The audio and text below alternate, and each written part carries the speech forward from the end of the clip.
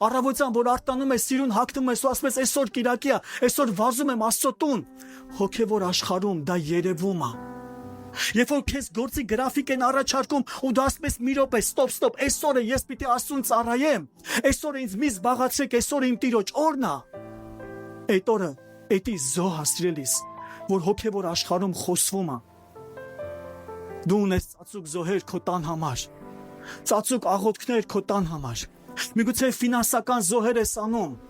միգուցե աղոթքի զոհեր ես անում, ծոմապահության զոհեր ես անում, միգուցե մայր ես, որ տանը հաց ես պատրաստում, որ տունը ուտի, բայց դու չես ուտում։